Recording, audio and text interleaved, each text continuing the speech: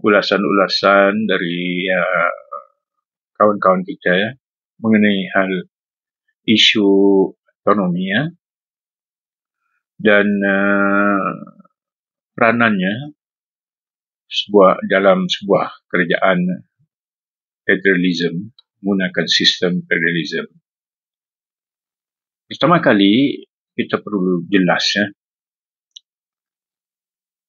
autonomi bukan bermaksud bahawa Sabah mahu berpisah dari Malaysia.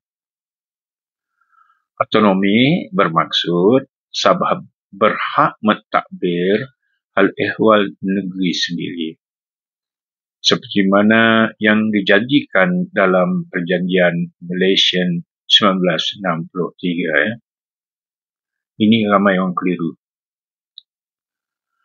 Sebenarnya, wilayah Sarawak, Sabah, Singapura waktu itu dan Semenanjung Melaya telah memeterai satu perjanjian menubuhkan Malaysia.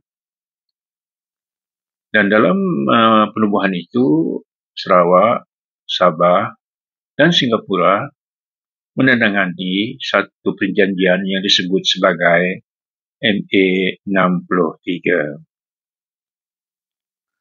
Tuan-tuan dan puan-puan, setelah Sabah dan Sarawak bergabung dengan Semenanjung Malaysia, apabila meneruskan gabungan mereka, walaupun Singapura waktu itu telah mengundur diri keluar daripada gagasan persekutuan Malaysia, tetapi Perjanjian 63 kekal wujud.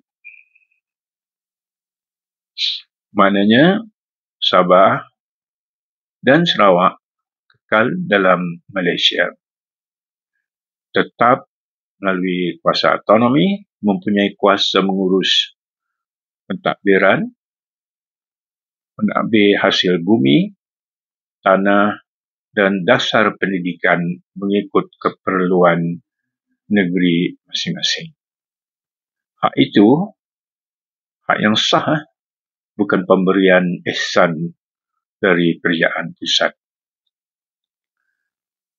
Sabah kaya dengan hasil minyak seperti Sarawak, gas, tanah, pelancongan, pertanian, tapi amat katara rakyat Sabah ramai yang masih hidup susah. Jadi persoalannya, kenapa negeri yang kaya rakyatnya masih miskin? Kerana banyak keputusan tentang Sabah masih dibuat di luar Sabah. Dari pelantikan pegawai kanan hingga ke projek pembangunan, semuanya masih perlu lampu hijau dari Kuala Lumpur. Kalau begitu, di mana artinya autonomi yang kita banggakan? Di mana perginya MA 63? Semua ini jadi persoalan. Di sini persoalan besar muncul. Siapa patut mentadbir negeri? Adakah parti-parti dari Semenanjung seperti Barisan Nasional, Perikatan Nasional, Pakatan Harapan, PAS, atau DAP? Atau parti-parti tempatan yang lahir di bumi Sabah sendiri? Jawapannya bergantung pada satu prinsip asas. Siapa yang benar-benar bebas membuat keputusan untuk rakyat Sabah? Calon yang bertanding atas tiket parti luar terikat dengan whip parti pusat. Sebagai contoh, ada seorang wakil rakyat dari sebuah parti, sekini dalam kerajaan perpaduan. Apabila di sesi Dewan Undangan Negeri, dia kedengaran amat lantang. sehingga bersikap lidah dengan speaker. Tetapi apabila dia balik duduk di Dewan Rakyat, beliau senyap, tak ada pandangan, tak ada kritikan dan sebagainya, seperti mana yang dilakunya dalam Dewan Undangan Negeri Sarawak. Saya nak sebut dari mana kawasan mana, tapi seperti mana yang kami dan rakyat Sarawak banyak mengetahui, bukan calang-calang, bising, macam-macam, membantah perintah, mencanggah penjelasan stiker sebagainya. Apabila duduk di Parlimen, senyap, tak bersuara, duduk dalam aircon, enjoy the sitting, dengar je. Tuan-tuan dan puan-puan, ini satu contoh. Contoh kedua, saya dengar seorang wakil rakyat dari Sabah, seorang wanita yang amat lantang bersuara. Tetapi suaranya kedengaran, tetapi seperti kita letakkan air di atas daun keladi, hanya jadi satu denggangan kedengaran oleh kerajaan persekutuan. Apa yang wakil rakyat itu ketengahkan amat penting, mantap, dan mempunyai ujah penuh dengan fakta. Tapi semua itu tidak kedengaran. Jadi oleh itu, tuan-tuan dan puan-puan, calon yang bertanding atas tiket parti luar, ini saya contoh, tetap terikat dengan whip parti pusat. Sekian contoh. Sekiranya parti A itu parti pusat, apa kita nak sebut pun kena akur kepada arahan whip, maknanya ketua parti di Kuala Lumpur. Berbanding kalau, contoh juga, misal di Sarawak, whip kita di Sarawak, ketua parti di Sarawak, keputusan dibuat adalah oleh ketua parti di Sarawak, bukan di Semenanjung. Jadi, struktur itu pasti diguna pakai untuk negeri Sabah. Jika betul-betul mereka untuk memperjuangkan MA 63. Jika mereka duduk sebagai wakil parti A dari persekutuan, mereka tidak boleh bersuara bebas sama ada dalam DUN atau Parlimen. Dasar yang mereka sokong tetap dasar parti, bukan suara rakyat Sabah.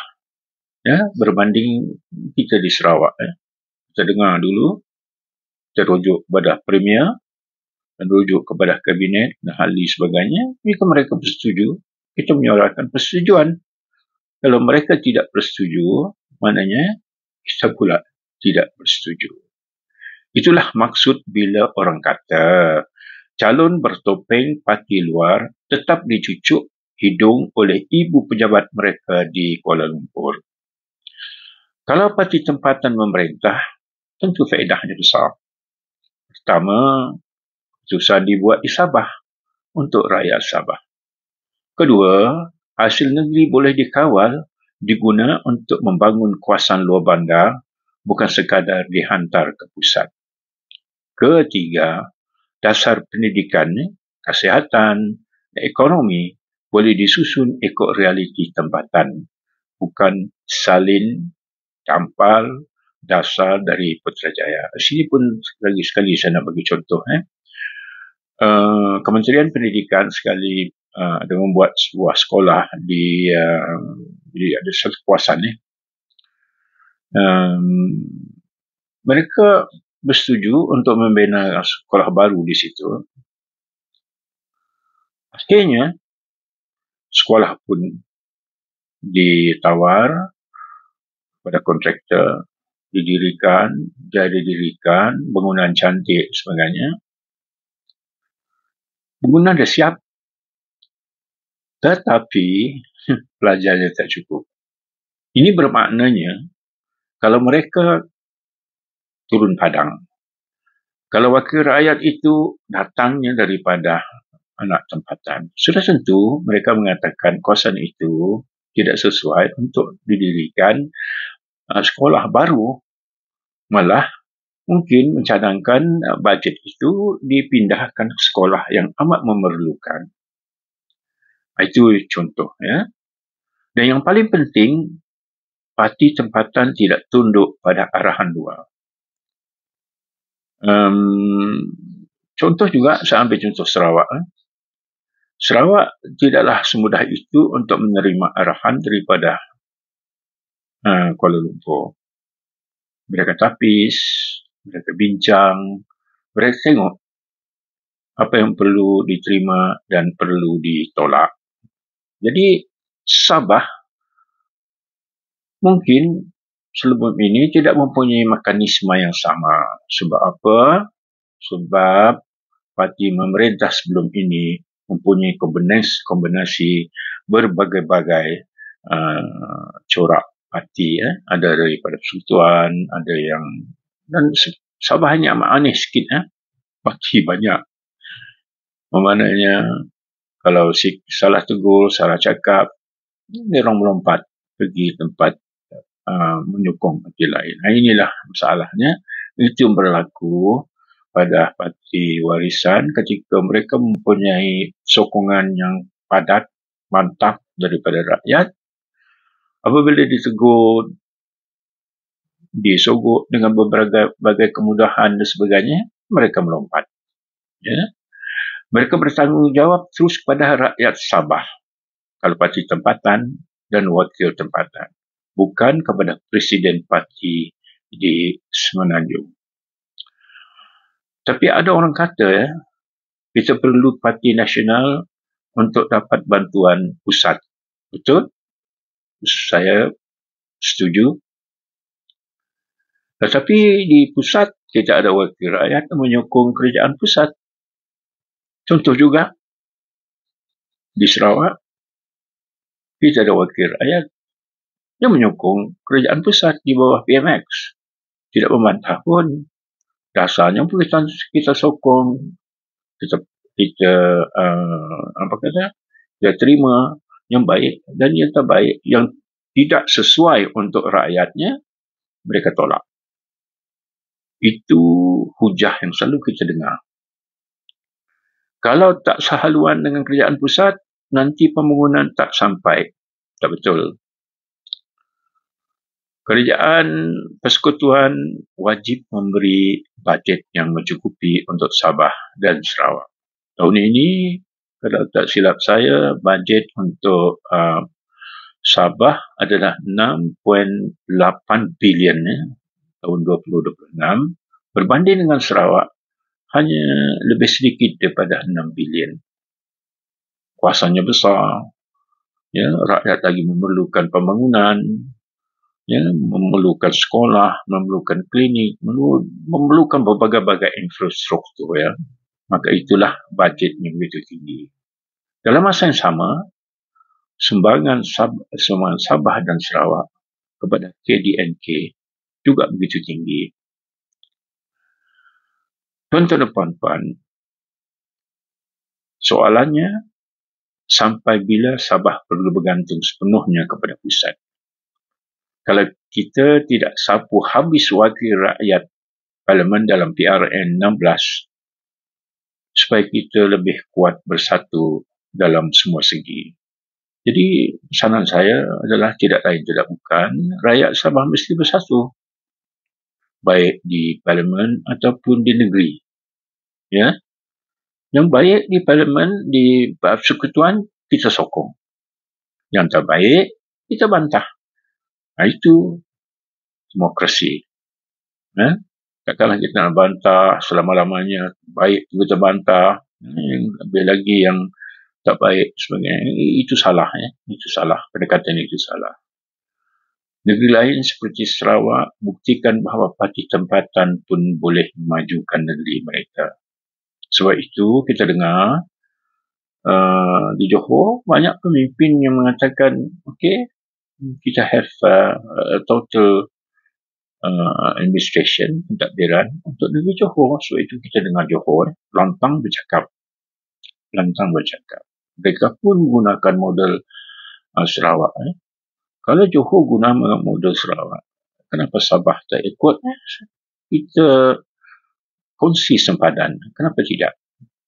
Sebab saya menunjukkan di Sabah dan Sarawak adalah sebuah negeri wilayah yang begitu kaya, terutamanya dalam minyak. Brunei begitu kecil, the richest man in the world adalah antaranya Sultan Bolkiah, Duli Yang Maha Mulia Sultan Sri Begawan. Tapi kita juga banyak minyak di Sarawak. Sabah pun demikian. Tapi modus operandinya agak berlainan. Di Sarawak, mereka menuntut menubuhkan sebuah syarikat Petros menjadi aggregator untuk oil and gas. Mungkin Sabah pun boleh mengikut jejak langkah tersebut. Dengan autonomi keuangan, autonomi pentadbiran sendiri, dan rundingan adil dengan pusat, kini Sarawak menjadi contoh baik bagaimana kuasa negeri boleh mengubahkan masa depan rakyatnya. Autonomi bukan bermaksud melawan pusat, tetapi menegakkan hak persekutuan yang seimbang.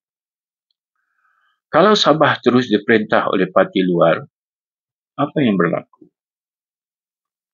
Seperti dulu, keputusan penting tetap dibuat di luar negeri. Calon yang menang akan terus tunduk pada keputusan pusat. Akhirnya, Sabah kekal jadi penonton dalam pentas di Malaysia. Oleh demikian, tuan-tuan dan puan-puan, autonomi hanya tinggal janji kalau itu keadaannya di atas kertas, bukan realiti di bumi Sabah. Mesej saya kepada pengundi Sabah, undilah dengan sedar, bukan sekadar ikut logo.